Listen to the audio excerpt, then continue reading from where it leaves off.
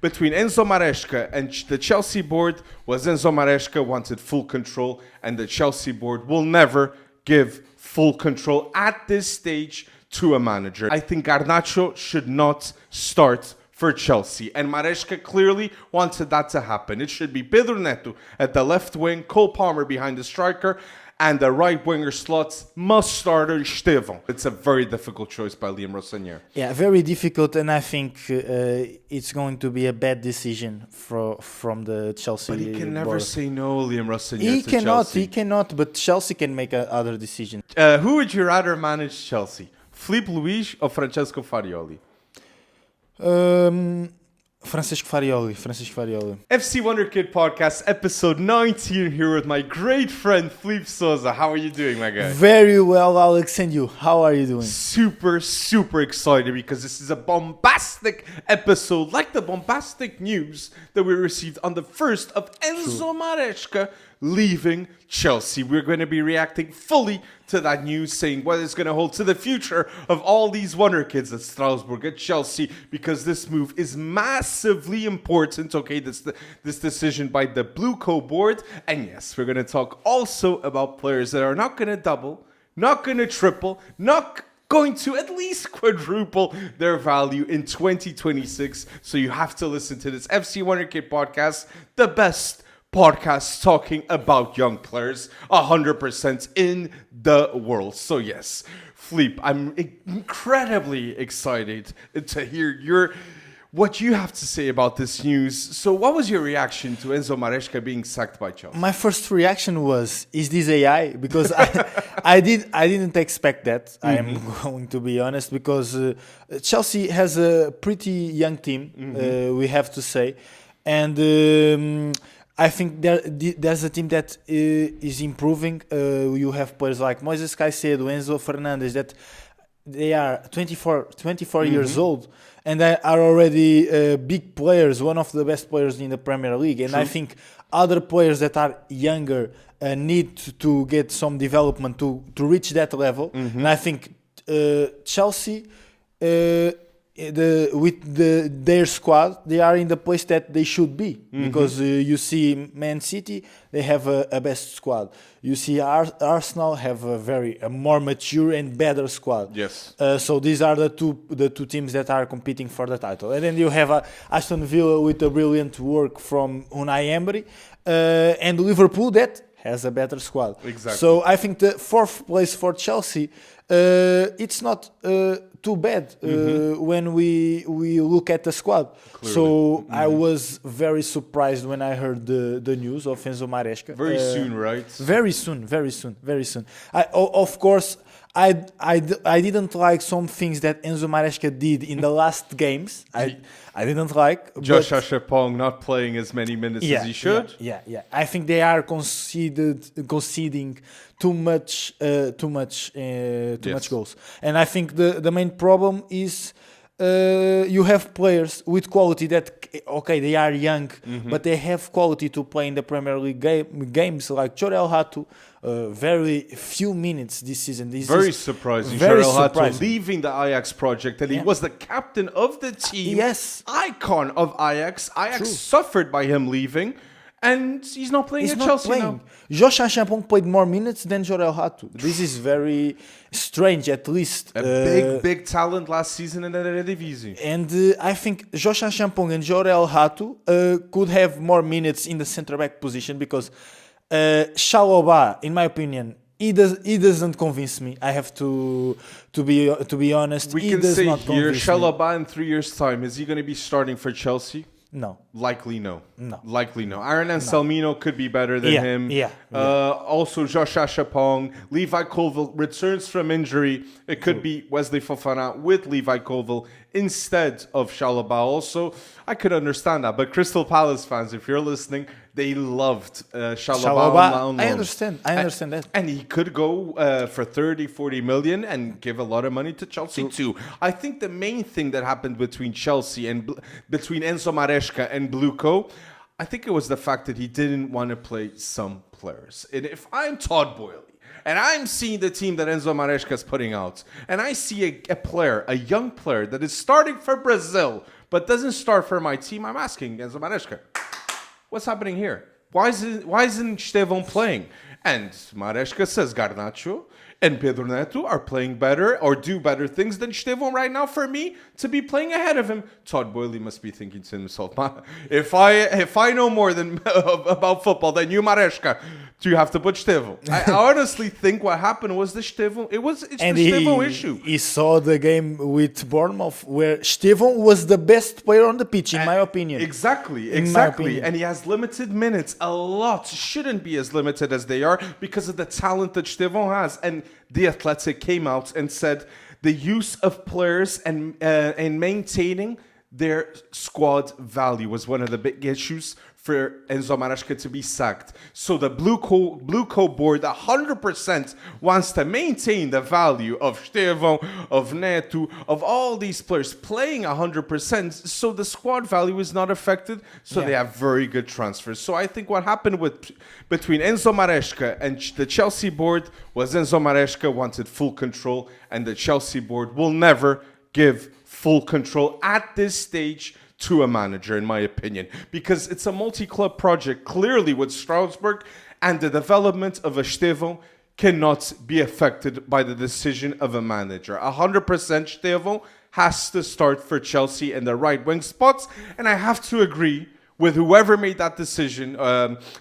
think Maresca was sacked early, but I think Garnacho should not start for Chelsea. And Maresca clearly wanted that to happen. It should be Pedro Neto at the left wing, Cole Palmer behind the striker, and the right winger slots must starter Estevão. He is the most talented player of the Chelsea team. Yes, more talented than Palmer, and he has the Ballon d'Or potential like we referred in the past. I agree with you. I agree with you, and I was also, because I was watching this game between Bournemouth and Chelsea, and I was watching, Estevão was the player that was creating more chances, was giving more dangers to the attack, and he subbed off Estevão when it was 2-2 in the game, and I was surprised because this guy is the player that is creating more dangers to the opponent, and this is the guy that is subbed off, and this is another thing that I didn't agree with Enzo Maresca, but I have to say, because this Chelsea job is maybe one of the most difficult jobs in the world. Manchester United more difficult. Yeah,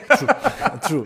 But because you have to handle the volatility of transfers, you have to handle a balance between developing young players and having results. Yes. And sometimes it's very difficult to have results in the Premier League with 18 years old, 19 years old, and those guys have to play because, as you said, they lose their value, because if you don't play Estevão for a whole season, maybe he loses a little bit their value, 100%. Their market value.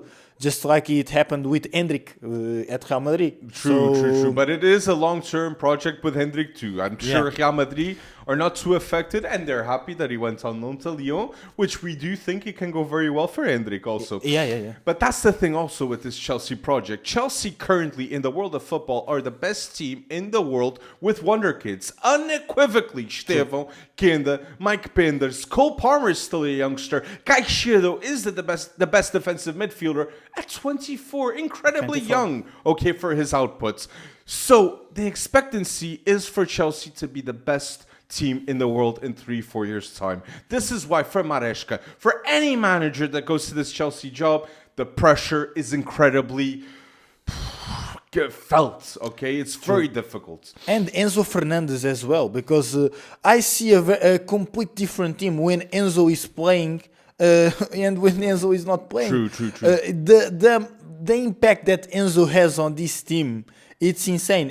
One of the best midfielders in the Premier League, in my opinion, and he should start every game, just like maybe Estevão and Moises Caicedo. Whoever doesn't think that Enzo Fernandez should start, come on. Some games he was on the bench. I don't think he. Maybe injury could be a reason for that. Know, yeah. But yes, completely agree. Enzo Fernandez would start for every team in the world. Yeah, true. This is a top player. Even at the Real Madrid, you would be putting an Enzo Fernandez coming off the bench minimal. This is an elite player, and this is the thing. It's undeniable, even with the Enzo Maresca sacking. Caicedo is a top player. Enzo Fernandez is a top player. Cole Palmer is a top player. Estevão is a top player. So no doubt people can say that the recruitment of Chelsea is elite in terms of Wonderkids, and Strasbourg is a successful project too. So whoever comes in, the expectancy is to do better than Enzo Maresca. It is a bold decision by the Chelsea board, but we did see a manager being sacked of Chelsea in January, and they did win the Champions League in the past. I'm not saying that's going to happen again, but there is high expectancies at Chelsea, and whoever's coming in, they have to do a bold job. And the favorite is a manager that we know incredibly well because we watch Strasbourg week in here in the FC Wonderkid podcast. Liam Rosenior, that is a great manager, but this is a big step, okay? He was at Hull in the past. Now it's Strasbourg. He was an assistant manager even for Wayne Rooney at Derby County. But this is a bold move. And I don't know if it's the right decision for Liam Rosenior to go to Strasbourg. But if I was in his position, would I say no to Chelsea? I wouldn't. So it's a very difficult choice by Liam Rosenior. Yeah, very difficult, and I think it's going to be a bad decision from the Chelsea But he can never board. say no, Liam Rosenior, He cannot, but Chelsea can make other decisions. He can sign another manager. And I think Liam Rosenior is a great manager, don't get me wrong. You disagree highly with those comments that people say about the speech Liam Rosenior's speech, that they call him a web developer, a PE teacher by the way he looks at the speech. You disagree. I don't agree with those comments. I think Liam Rosenior is a brilliant manager, but I don't think that he's ready for this job because he's one of the most difficult jobs in the world, as I said. So who's ready? Who's ready? Maybe Cesc Fabregas, he won't accept that. He won't accept that project. He will not. Cesc Fabregas is a man of his word, and he must have said to the Como project 100% until the end of the season, I am at Como. Yeah, maybe Farioli could be a good name for the job as well. As don't take him from our league. No. Come on, leave him in Portugal. But I think those guys are more ready than Liam Rosenior because it's a very different job at Strasbourg and in Chelsea. We're talking about managers that 100% would need a release fee, okay? Liam Rosenior also has a release fee, but we all know Strasbourg and Chelsea, they're in the same project. But if I had to tell you, who would you rather manage Chelsea? Filipe Luís or Francesco Farioli? Francesco Farioli. That didn't win titles still, and Filipe Luís won so many titles. Yeah. It's very different to play in Europe than to play in the Brazilian league. So I think Filipe really Luís was a player at Chelsea. I know, too. and he is going to become a great manager. Don't get me wrong, but Farioli, those experience in Ajax as well. These are experience that you learn from it. And Farioli committed mistakes. Is 36 years old. 36 years old, committed mistakes. You learn from the mistakes. And right now, you can see the FC Porto team, a very consistent team, a brilliant team, very good in all the aspects of the game. Set pieces. All the controllable aspects that he could have changed, Francesco Farioli changed. Yes. Porto makes me remember a little bit Arsenal in those times. Very methodical teams. Very methodical things, and even when they don't play well, again they win the game. True. As well. Just like Arsenal. Because of set pieces, because of off-ball reaction, attributes that are expected with good collective movements. Exactly. And sometimes people don't see that. They think, the team played bad, don't play very well, but they win the game because of those things. Against Estoril, against Braga this season, we felt that with Porto. Very complete. And another thing that Francesco Farioli did at Futebol Clube Porto that we have to highlight. Yes, only less than 5 goals suffered in the league. Insane. Haven't lost. And he just arrived. We're in January. And he hasn't lost the league game.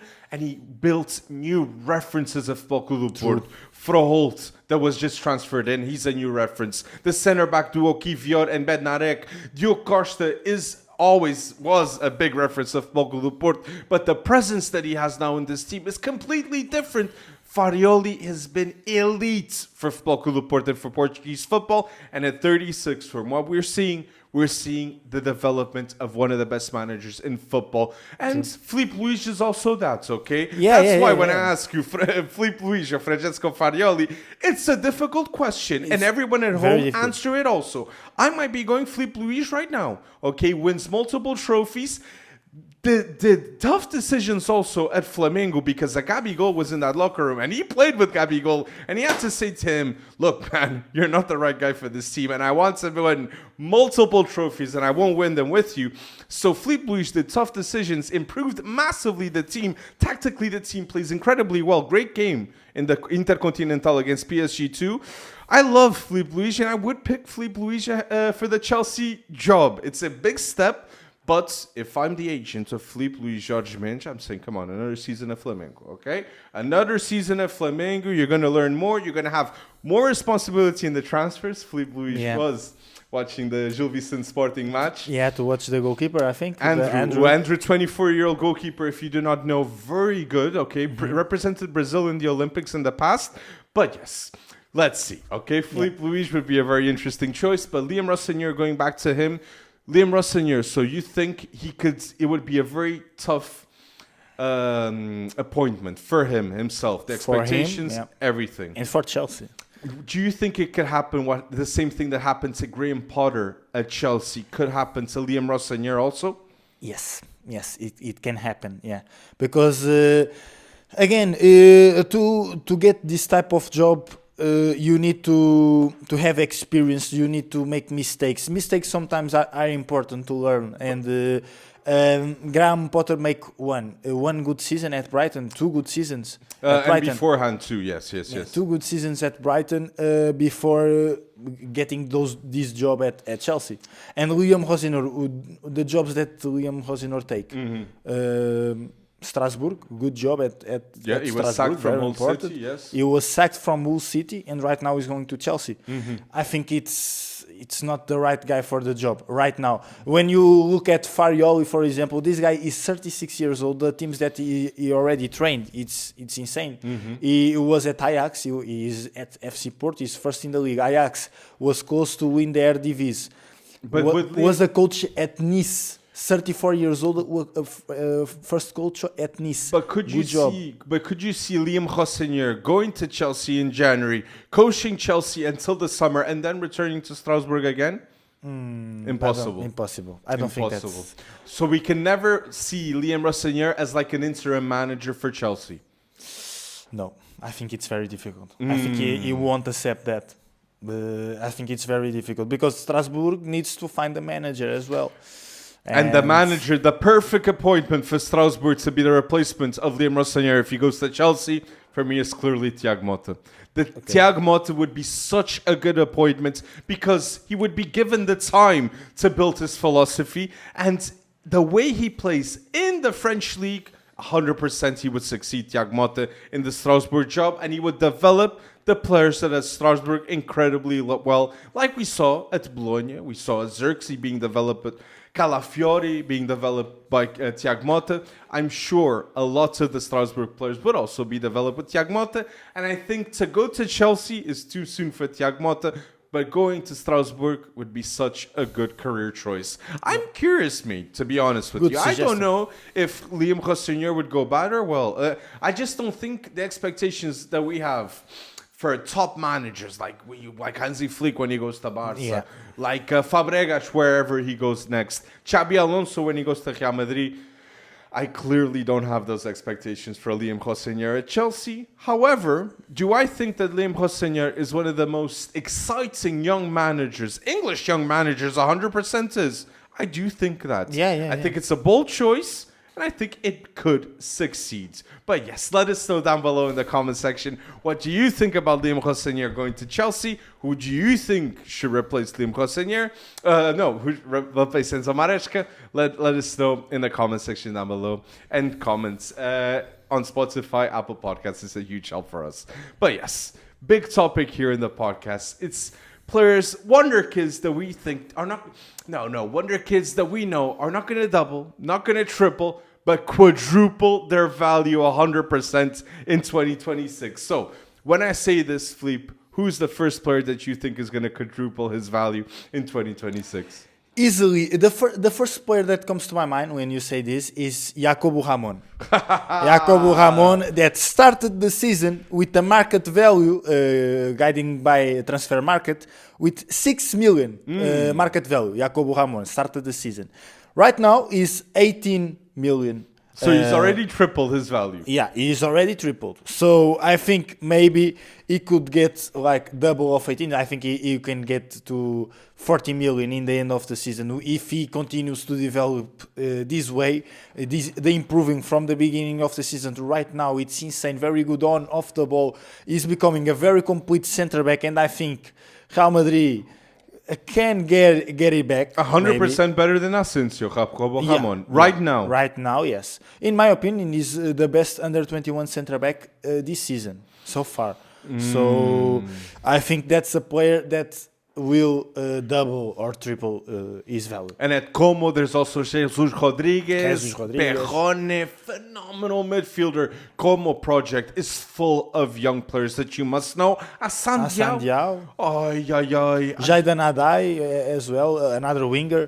Very, I love this Como project because they have some Wonderkids and other players that are very experienced players and help the team as well. And of course, I like to see how Fabregas handles the team. Exactly. As well. And there's some things in life that are inevitable. Death, taxes, and Nico Paz going to Real Madrid. Okay? Yeah. 100% that's going to happen with the buyback clause that he has. Yeah. Nico Paz will be starting for Real Madrid next season. That is the best choice. And I do think if they can start together, Arda Güler and Nico Paz, that is going to be beautiful. True. But if you had to decide between one of them, come on, Nico Paz, make it happen. I think he's going to be that starter. Yeah. Come on, man. And you, Alex, what is the first player that comes to my mind, that comes to your mind when we say a player that will quadruple his value this season? Okay, you're going to love it. You're going to love it because I did see Lens play on Friday, and the goalkeeper that Lens have is one of the best, not just goalkeepers, young players this season in football. Lens are first in the French league, and their goalkeeper, that is a young player, is evaluated for 10 million in transfer markets. He's going to easily quadruple his value. Robin Gieser. Yeah. This is one of the best keepers this season in football. He is one of the main reasons why Lens is first in Liga, and for his value is 10 million on transfer market. Easily, he's going to be 40, 50 million if Lens is winning Ligue 1. This is so bold, and he's such an elite keeper for what he does in terms of ball distribution, in terms of reflexes. I was shocked with the game that he played on Friday. Yeah, I watched some Lens games this season, and I have to say, Robin Gieser, I didn't expect this season because he's maybe the best under 21 keeper this season. You know I love Mike Penders. Mike Penders. But this season, it's insane. He has 13 goals conceded in 17 games. Look at it. 6 clean sheets. Look at the three elite young keepers in Liga. Mike Penders, Guilherme Restes, and Robin Gieser. Start bench sell between the three. How would you do it? Right now, start bench sell. I would start Robin Gieser. And I would bench Mike Penders and sell Guilherme Restes. And all these three goalkeepers, world-class potential, no doubt in our minds. True. We see elite goalkeepers that left Ligue 1 that were not as known back in the day. Okay, he won Ligue 1, like the case of, I'm thinking, Mike Maignan. Wins Ligue 1 with Lille, goes to AC Milan to replace Donnarumma. Not a lot of people paid attention to that move. Yet, great goalkeeper that managed to replace Donnarumma.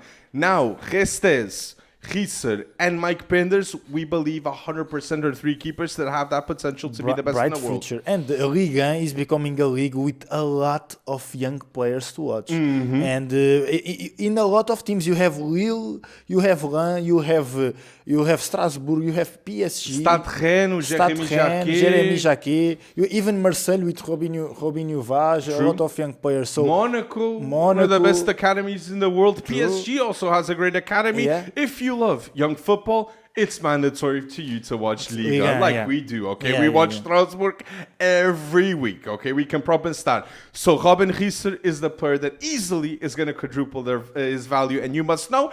And look, we have to say, last time we did this challenge of players that are going to quadruple their value, we said Gilberto Mora, that he already quadrupled his value. Daniel Banjaki, that was one of the best players in the Under-17 World Cup for Portugal. Nathan De Cat, we already see Bayern Munich wants to buy him. Caleb Girenki of Nordjylland is going to leave Nordjylland inevitably, okay? Elite midfielder. Marc Bernal, if you do not know about Marc Bernal at Barcelona, you're living under a rock. And we did also say Leonard Carl, that is the star boy of Barcelona. This is the best podcast about young players because we highlight these types of players earlier than anyone. We can guarantee you, if you follow our podcast, you will know about the biggest stars in football before anyone. So we said Robin Gieser. You also said... I said Jacobo Ramón. Jacobo Ramón. So who's your... I also have Robin Gieser in my list, I have to say. But this guy... Just shows that it's the right choice. Yeah, this guy that I'm going to talk, his market value will increase like 30 times. 30 times? Because the market value is now... He's still playing academy football. No. No, and he's gonna... Oh, I'm curious But it's recent. Yes. Because right now his market value is 200,000 K. So who is it? Mateus Mané from Wolverhampton. Come 18 on, years how old. is it, playing in the Premier League and he's valued like that? Yeah.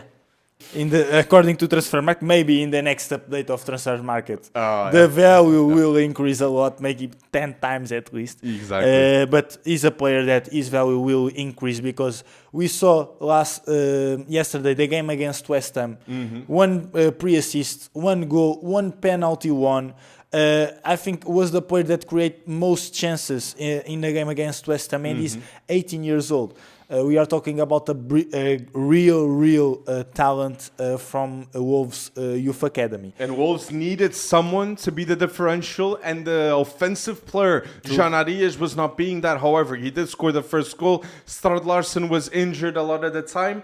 Mateus Mané, what a start for him. What a start. And a curious fact about him, because Mateus Mané is Portuguese as well, and he was called up at the under-18 level for both England and Portugal, and he had to decide. He decided England, unfortunately for us. But we got so many talents also. As well. But Mateus Mané is a player that I think he could leave Wolves maybe in the next transfer window, because what he's doing at 18 years old, it's insane. Wolves gets relegated, 100% he could be a player that could leave Wolves. Yeah, he could leave Wolves, and this market value will increase 20 times. I don't have any doubt. It's the player that I'm most sure in the list. And after seeing that match against West Ham, Mateus Mané, very, very impressive what he did. Now, the player that I'm going to mention, that I love him, I love to watch him, and both of us, I know that we watch him week in. Yes, the most talented Wonderkid of Portugal is Rodrigo Mora. Yes, the most talented player of Portugal is Ronev, under 21. But this player, I am just certain that inevitably he's going to be in a top team in 3 years' time, no doubt in my mind. João Simões. Okay, all of you will know about Rodrigo Mora and Giovanni Kenda. You will also have to know about João Simões, that is a starter for Sporting Clube Portugal, and in a year time, he developed so much in 2025. It was so good to see because Sporting needed a solution towards injuries, and João Simões, at 18 years old, just became 18 years old at the time, he became a solution for the midfield position at Sporting, and I guarantee you people, João Simões will be playing for Portugal in 2-3 years' time. He starts for Sporting. Sporting wouldn't have won the Taça de Portugal and the league last season without João Simões, without the touch of João Simões. That was very important, and this is at 18. This is his second season, and now a starter at Sporting, and I guarantee you, not just because of what he has on ball, off ball, the intelligence, the maturity, he is ready to play at a top level in football. Inevitably, João Simões, make me right about this. Come on, man. And yes, I Portuguese agree with national team player, inevitably. I agree with you, and 5 starts in a row for João Simões at one of the big clubs in Portugal. So Exactly. 18 years old again. And so, Sporting, it's Matheus Fernandes, it's Giovanni Kenda, João Simões is going to be next. And after him, maybe Salvador Blopa, that Maybe. already standard at Sporting. and Fábio Gonçalves, let's see. The amount of players that are being developed, made in Alcochete, must make Sportingistas very, very proud. And there's other cases like Afonso Moreira at Lyon that is playing incredibly well. Very, very good what's happening in Alcochete. But Yeah. João Simões, I just have that feeling. João Simões, we next Euros, João Simões is in the Portuguese national team.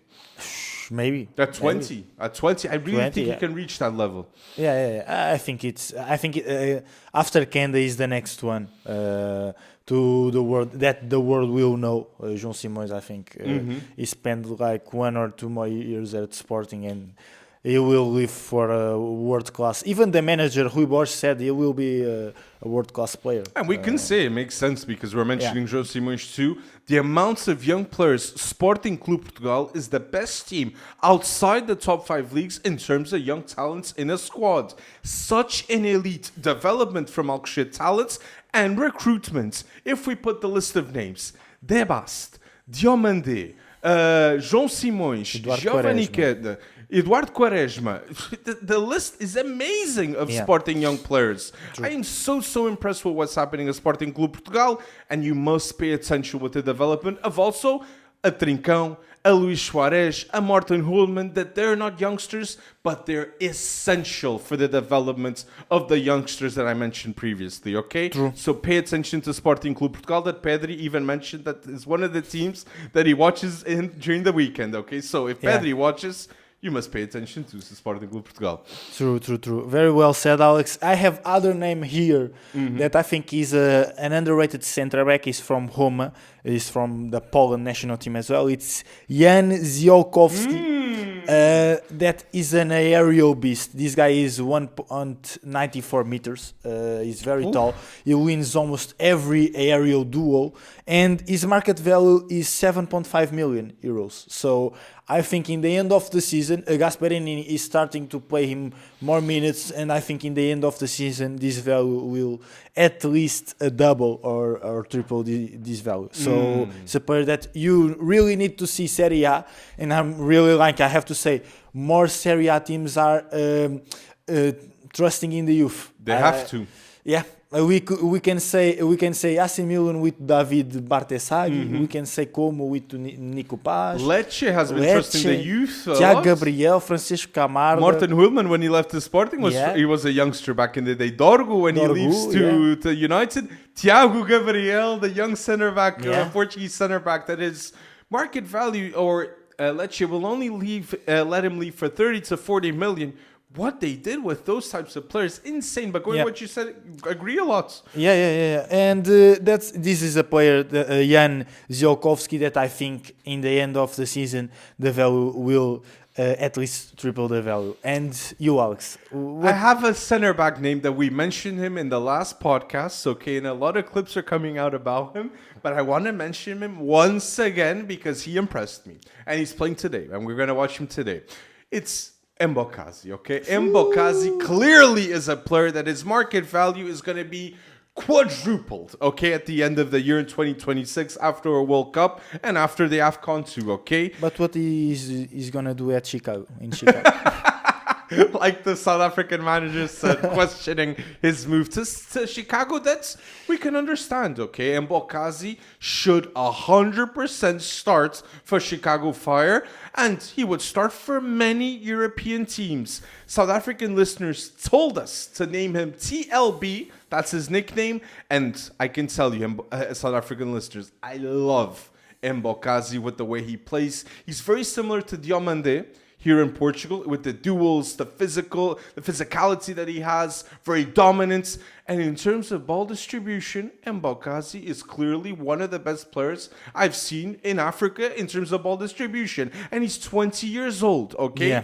So, I am sold with Mbokazi. TLB, South African fans, one of the best young centre-backs under 21 in football, okay, in my opinion. If I'm a sporting director of a top European team, I'm 100% following Mbokazi. That is the Chicago Fire, and now should be convincible to go to Europe after the World Cup, okay? Yeah. Keep going, Mbokazi, one of the best young centre-backs in the world. Yeah, I agree. And I think he won every single ground duel in the AFCON, I think. Salah against Mbokazi was uncomfortable. And people that Was say, locked, but he plays in the Orlando Pirates, he will not know how to play in Europe. Guys, I completely disagree. Yeah. Mbokazi, yes, would struggle a bit naturally because he has to develop to a new intensity, style of play, new country, okay? Like you would go to a new job, you would need to adapt. Anyone needs to adapt, but he would succeed, Mbokazi. I have that feeling. He's got that heart, that grit, and he knows, come on, are you bigger than me, Salah? Nah, he's got that arrogance, Mbokazi. He's got it. Yeah, and it's very important to have it. And he feels the responsibility. The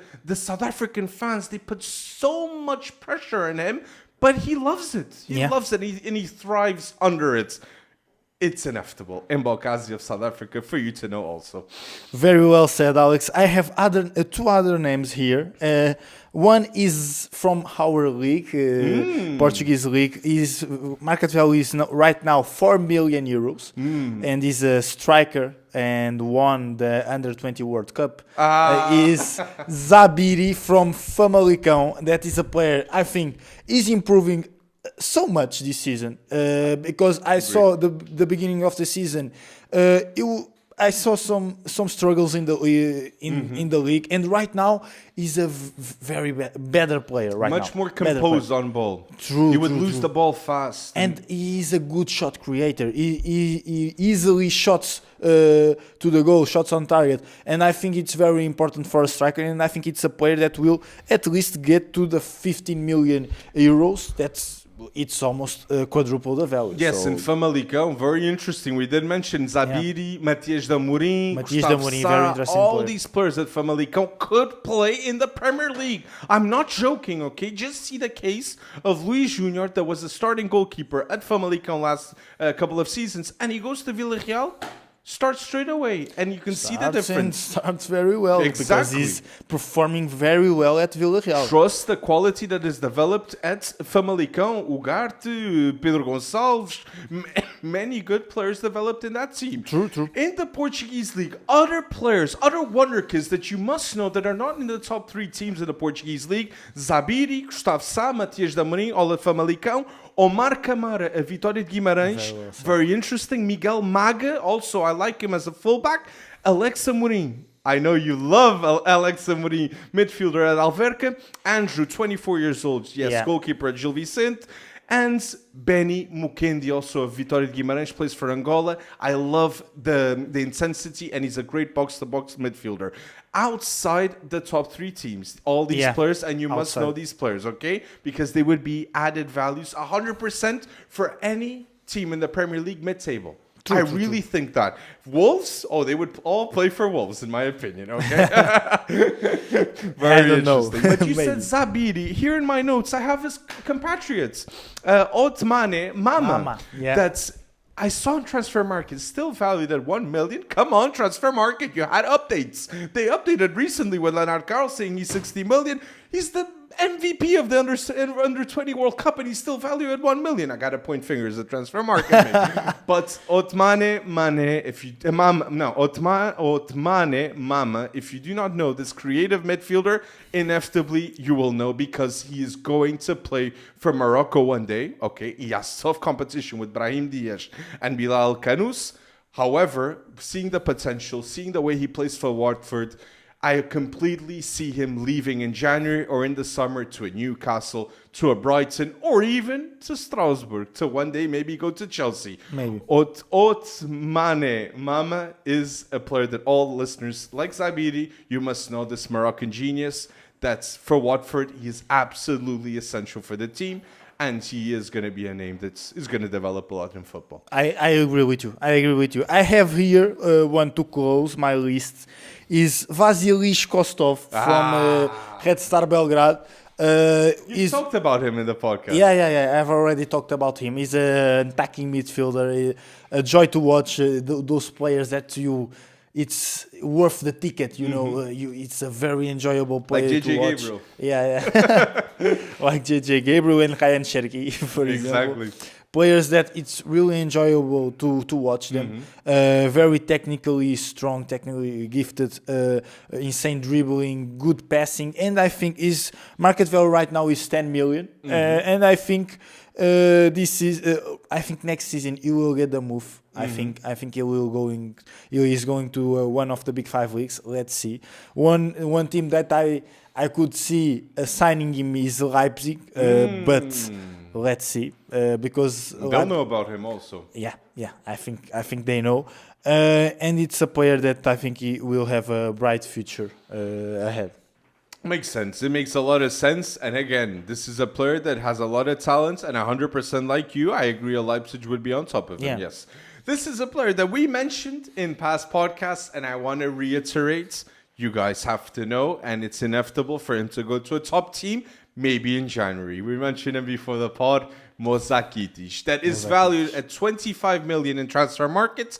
And I think one day we could see Mozakitic being valued to 80 to 100 million. He's got that talent level. And I defend the statement that he should be valued the most valuable player in the Greek league ever. Okay, because that's the case in transfer market. Mozakitic is the engine, and he's one of the players that I've seen with most quality ever in the Greek league. Okay, Mozakitic inevitably is going to a top team, and if he goes to a Man United, he gets minutes. For the people that say, Kobe Mainu doesn't even play, Mozakitic is going to play wherever he lands. Okay, inevitably, Mozakitic is going to be starting for Greece national team, and Mozakitic will be a phenomenal player for whoever signs a player like him. He has to leave for more than 30 million, and transfer market did evaluate him the correct way by being 25 million playing for Olympiacos. Don't underrate Mozakitic because he plays for Olympiacos, but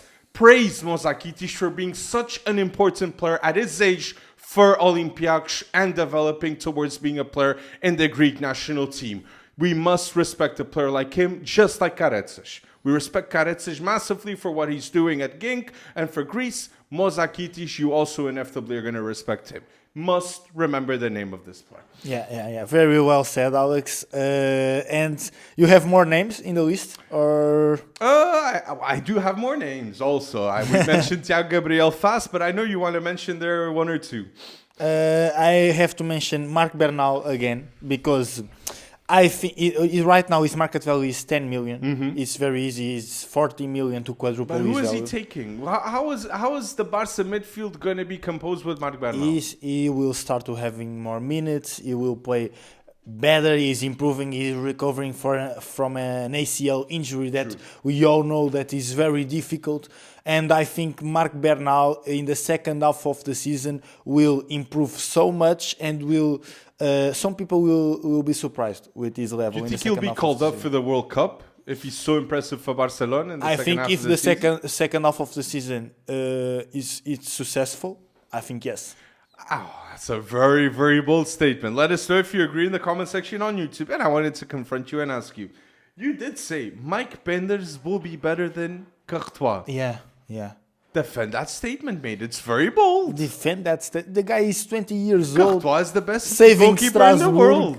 Saving Courtois when he was 20 years old, he was impressive. At Genk. Athletic Madrid, no? Was it Athletic Madrid? Yeah, he was bought by Chelsea very early, just like Mike Penders, and he went on loan to Athletic Madrid, yes. But he was not so impressive. He was just like Mike Penders. I remember Courtois at Atletico de Madrid. He was very impressive too. Okay, why Mike Penders it's gonna be better than Courtois?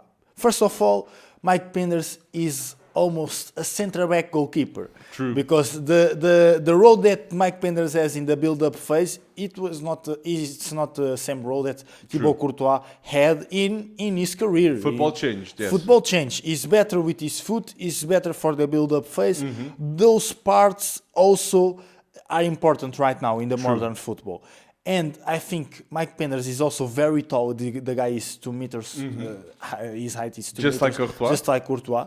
And I think his reflexes are insane. And I think he will improve so much under the Bull CEO project. And I think he will become better. I think it was the biggest mistake of Chelsea to let go of Courtois. Don't get me wrong. And I think because of that mistake, they went and they signed the Courtois region at Genk. Okay? Yeah. So I think Mike Penders inevitably is going to be playing for Chelsea. I just think it's very, very bold to say we'll be better than Courtois.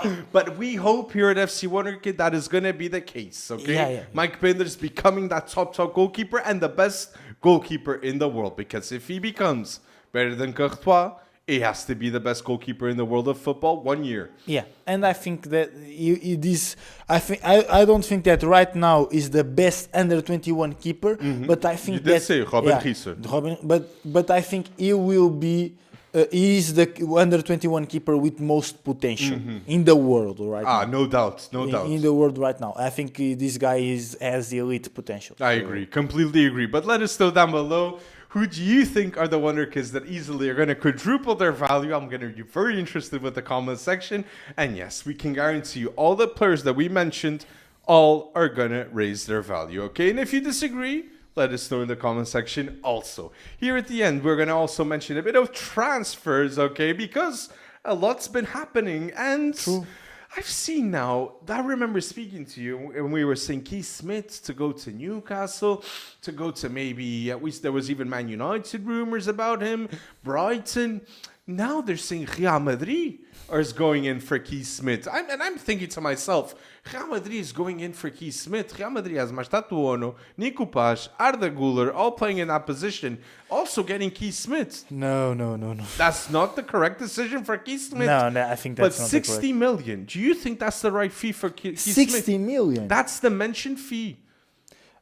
60 million. It's very bold. It's very steep. Very steep. Yeah. When AZ Alkmaar's biggest sale was who? Was it Reinders or was it Pavlidis? Yeah, 25 maybe. mil? Yeah. Come on. I think 40 mil is a very fair price for Kees Smit. The guy is 19 years old and they are asking this price because they know how good is Kees Smit. Exactly. Kees Smith's decision making is elite. Yeah. I prefer Kees Smit than a Xavi Simons in terms of decision making. Technically, yes, dribbling and all that, Xavi Simons is better, but decision making and intelligence, Kees Smit is one of the best under 21 players in the world. Yeah. He went to the under 19 Euro last summer and he was toying with the opponents. Yeah, Netherlands won MVP, most goals, most assists. Those guys dominate the under 19 Euro. Any it's team insane. that he goes, he has to start and be the reference of that team, the heartbeat of that team. Yeah, he has to.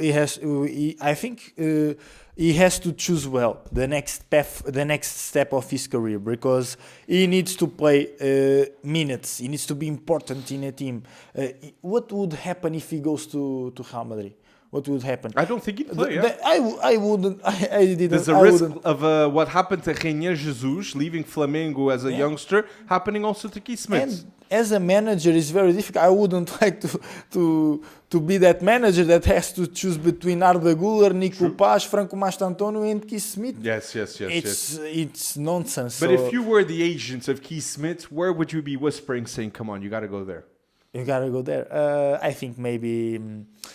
I would go maybe Borussia Dortmund. Borussia Dortmund is a great fit for Kees Smit. Yeah. Borussia Dortmund, Leipzig, teams that really trust the youth and that develop those kind of players. And he fits the style of player of the Bundesliga, Kees Smit. Just see what happened to Xavi Simons in the Premier League and what happened to Xavi Simons at Leipzig. I think Bundesliga would be the best league for him. Going from AZ Alkmaar to Leipzig would be a very interesting career choice. Yeah. If Leipzig are selling Jan Diomande, getting the big bucks, they sold Šeško for 85 million. They could use that money to get Kees Smit. That would be a good choice by Kees Smit in his career choice.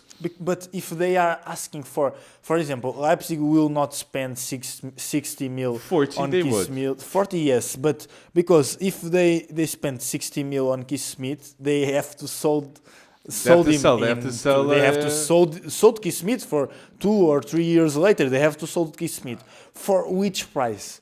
No, if they sell 100 Kees mil? Smit 3 years afterwards, it's going to be like more than 100 mil. Yes.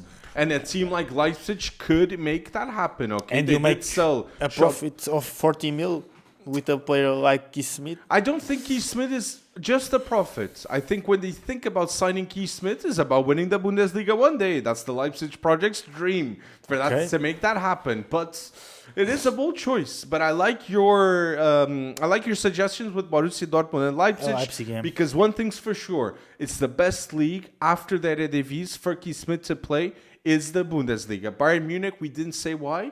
Because there's Musiala, there's Leonard Carl, there's Olise that can play at the 10. There's many players for that position. But in the teams that you suggested, there is a vacuum that can happen completely. Another player in the Eredivisie that could be leaving is Mika Götze. We did say Gerald Hato made the incorrect decision of going to Chelsea and not playing the former captain of Ajax. But now you have 2 elite young players at Ajax, Jordi Mocchio and Mika Götze, that we know that they're going to be leaving Ajax inevitably too, because they're 2 mega talents. Where would you like to see Mika Götze go next? Mika Götze, I would like to see him in La Liga, because I think for a winger it's a very good league. And I was thinking, I'd like to see him at Benfica.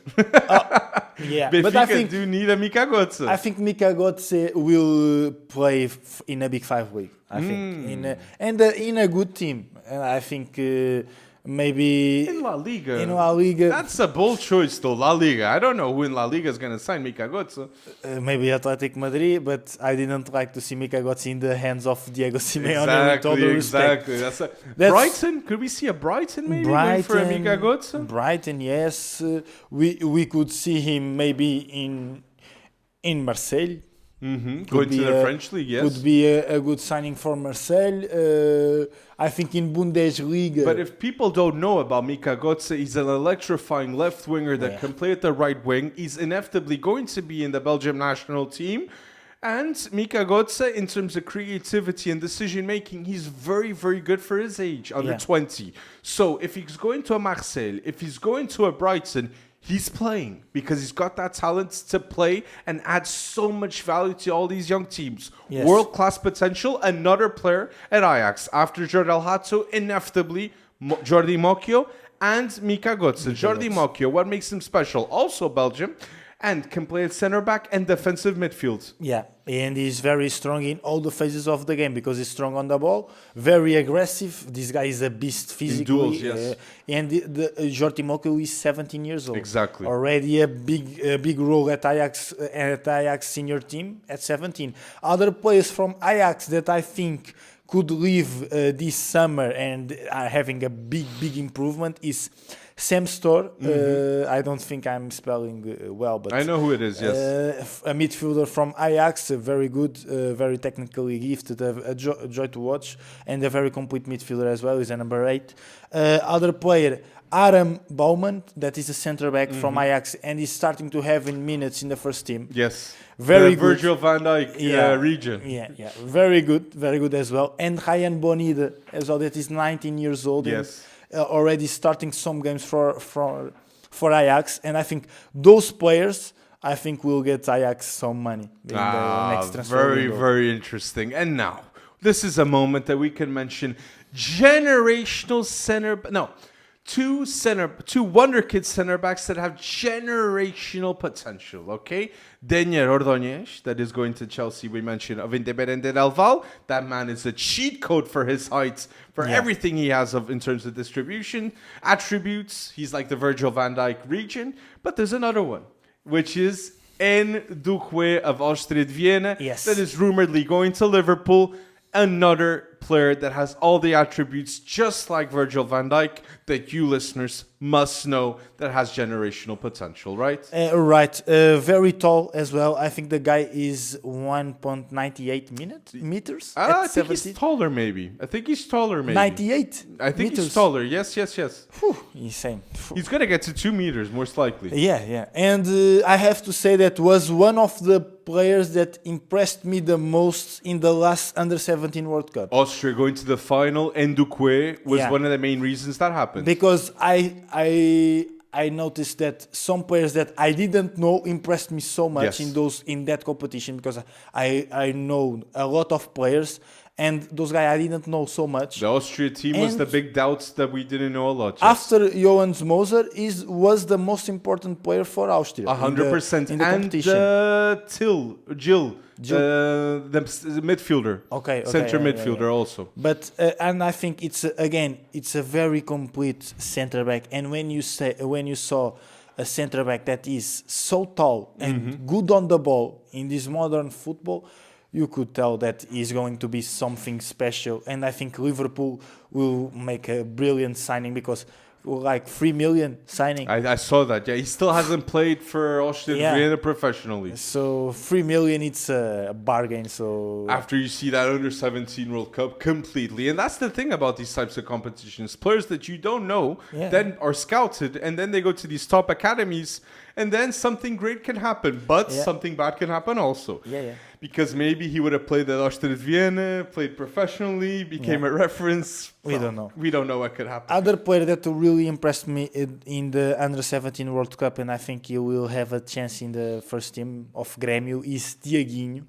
The arrogance of the penalty, right? Yeah. The Panenka penalty that the he Panenka penalty that Against went Portugal. viral. No, Paraguay. Paraguay. Sorry. Paraguay. That went viral. Yes. But Tiaguinho is really that kind of midfielder that has that arrogance, but works so much as well, and is so technically gifted that I think he will get a chance in the next Brasileirão for Grêmio. And it's a player that all you guys have to know, because it's a brilliant. Grêmio that also has another youngster, Gabriel Mek. You also have to all know, okay, that Copinha was impressive, and also Gabriel Mek is going to play for Grêmio, okay, just like Tiaguinho. I think Gabriel Mek starts already, right? Or he plays minutes for the first team. He doesn't start for Grêmio. But he at least gets some minutes. He gets some minutes. Yeah. Okay. And I want to mention here also in the transfers just here at the end, Pablo that did leave West Ham. He's not a Wonderkid, but he's still young, and seeing 20 million, a striker, a Gil Vicente going to West Ham just shows that football has completely changed, and scouting now happens throughout the Premier League teams, okay? Yeah. To scout a player from Gil Vicente, I loved to see, and Pablo is going to add a lot of value to Gil Vicente. No, to West Ham, okay? Because Pablo and Castellanos. I think Pablo could be the starter ahead of Castellanos. It's difficult, but to sign Pablo for 20 mil, for me, the risk, the potential, what can happen, the outcome, can I see Pablo scoring 10 goals in the Premier League in a season in the future? I can. So Pablo, for me, is worth the price, and good on you, West Ham. In the future, maybe yes. I think right now he's not ready yet. But it shows Matheus Fernandes. I disagree, because West Ham, the strikers that West Ham has signed in the past, they did seem ready, yet they didn't deliver numbers. I'll give you an example. Füllkrug. We see Füllkrug after the World Cup, plays in the Bundesliga, very, very good. Goes to West Ham. Nothing. Zero. Nothing happens. Okay. Scamacca. He's balling out for Atalanta, playing incredibly well. No, not for Atalanta, for Sassuolo. Goes to West Ham. Zero. Nothing happens. I'm telling you, there's a curse with West Ham strikers. And I really think Pablo can break that curse. And I do think that Matheus Fernandes did show to Premier League teams that a player can play in a mid-table team in Portugal like Estoril and can have an immediate impact in a team in the Premier League. Matheus Fernandes arrived at Southampton and was one of the players in that team, even though they got relegated. Now he goes to West Ham. He's also one of the best players at West Ham. Pablo leaves Gil Vicente, which he's one of the best strikers in our league. I think he can become not the worst striker in the Premier League and can add a ton of value to West Ham. That's why I wanted to mention. Let's see. We will be there to watch him. Exactly. Let's see. Exactly. So is there any player that you want to mention here in the transfers at the end? No, I want to mention Eintracht Frankfurt, because in the first 2 days of the winter transfer market, they signed 5 under-23 players and underrated players, I must say. They signed Love Arhov, 17-year-old Swedish talent.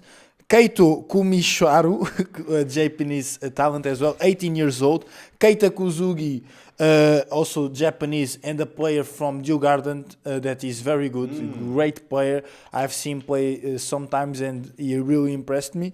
Yuns Ebtonalib, German, 22-year-old, and his name is very difficult.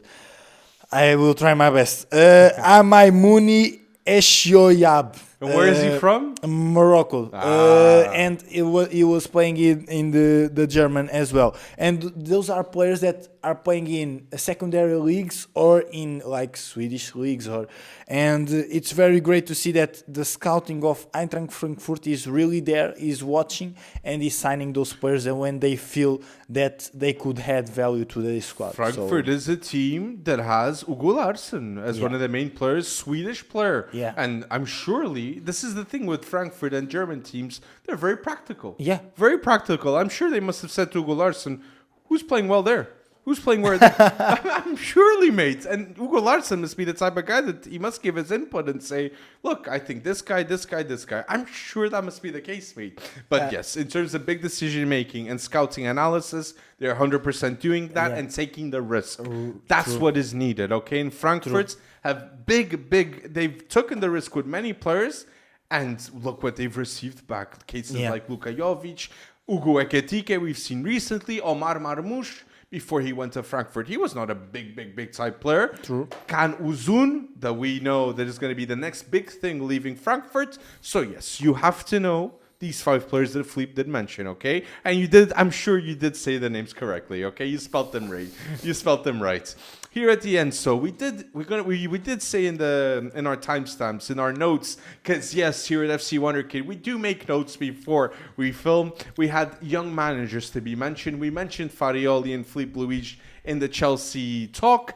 But yes, managers that we all know, young managers, Company, Xabi Alonso, Ruben Amorim, Thiago Motta, still young. We all know Fabian Hürzeler.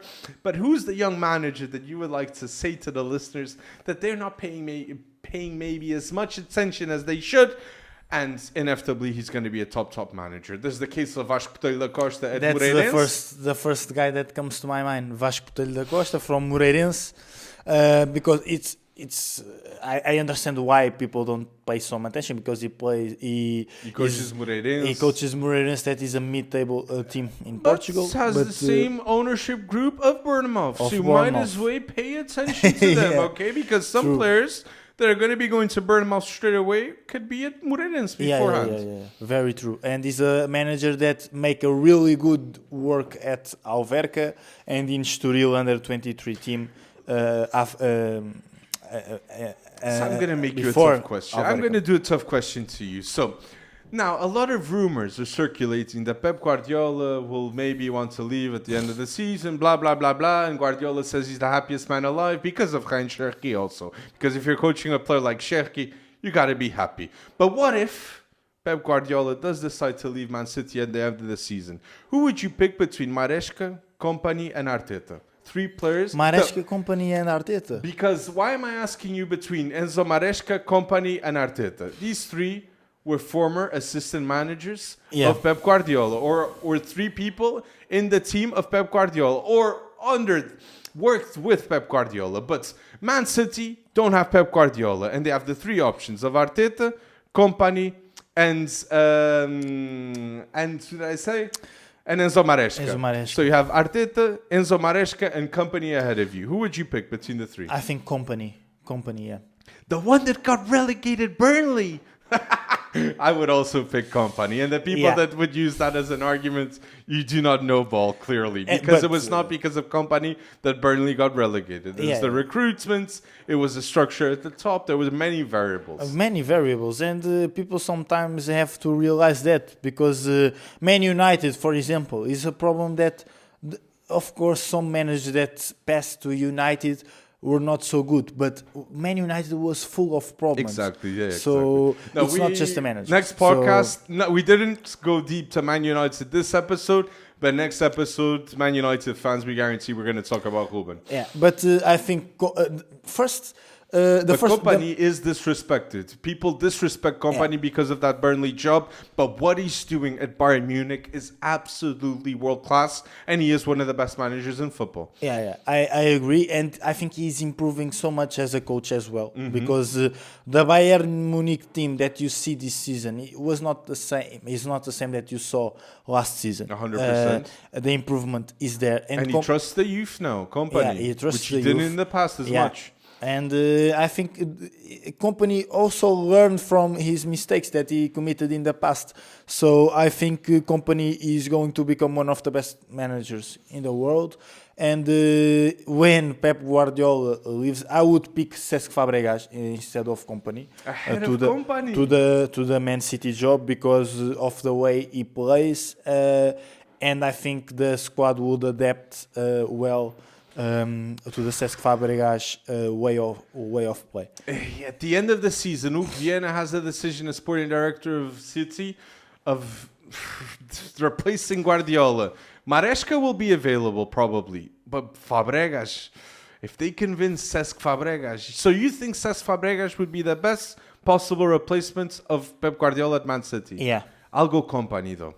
But masterclass of Bayern Munich to extend with Company before that news, okay? They did that decision. And I know it's not realistic. Okay, realistic to go to City and coach? Yeah. It would be Maresca, yeah. I think it will be Maresca. Realistically, I think Man City will pick Maresca. But I don't think, again, Maresca is ready for the job. He's worse than Company. He's worse than Fabregas. But he's better than a Fabian Hürzeler. He's worse than Ruben Amorim. He's worse than Ruben And look, I'm just going to say this. If Ruben Amorim gets sacked by Man United, he is going to be in the shortlist for Man City if Pep Guardiola leaves. I'm going to say that to the people. I don't know. That they say, this is going to be, that's a ridiculous statement. This, that, and the other thing. Why? Because Hugo Viana and Ruben Amorim, when they were together at Sporting Clube Portugal, they made history. I hope that doesn't happen, and I hope Ruben Amorim keeps to have the trust of the Man United management. But I just don't like these comments that he's saying. I need more money, the funds, but we'll talk about that in the next episode, not in this episode. But yes, young managers that you had to know. Vasco da Costa, we mentioned here. But Fabian Hürzeler at Brighton. Fabian Hürzeler, but I think those managers, Farioli as Carlos well. Cuenca at Carlos Parma. Cuenca, that is having it's a very ups and downs. Yeah, ups and downs, and is a very at Parma. It's a difficult project. Difficult project. American owners now. Yeah, and they have I think he will reach the goal. I think Parma will get the maintenance in the Serie A. Yes. And I think it will be a good season for him to develop as a coach. The guy is 29 years old. He's like and Nagelsmann. We can mention at the end. Do you think Nagelsmann after the World Cup leaves the German national team? Yeah. I think Nagelsmann will. I think Nagelsmann is more a coach for a team, not a national team. Yes. Because the guy has a methodology, has an idea of the game that he needs time to implement that in a team. And when you are a national team coach, more are things that are more important than that. Like leading with the dressing room, bring the best of the players to the national team. The locker room dynamics are incredibly important. Yes, I think it's very different, and Nagelsmann is more a manager for a club than for a national team. That's why. Who's gonna get Nagelsmann? Okay, because he's still a young manager under 40. I still think he hasn't passed the 40-year-old mark. But so very, very interesting. I think Chelsea will 100% be in the mix. We saw Scolari in the past coaching a Chelsea team. Yeah. And going to international football and then returning and going to Chelsea straight away. That was an incredibly bold decision back in the day. I'm traumatized by it because I used to love Scolari. You love Scolari too. Yeah. I liked Scolari, but was not one of my favorite coaches. Scolari was 100% my favorite manager of the Portuguese national team. But yes, Nagelsmann could be going to Chelsea. Let us know down below what would your decision be for Julian Nagelsmann. If you're listening until now to episode 19, thank you so much for listening to this podcast every week. Hit the like button. It's a huge help. 5 stars on Spotify if you're if you're listening until now, okay? We do see the difference on Spotify. And yes, Felipe Souza, always going bold. That was the bold statement of the podcast, the Mike Penders one. But yes, next podcast, another bold statement will come. Thank you all that you're listening until now, and thank you for going bold with us.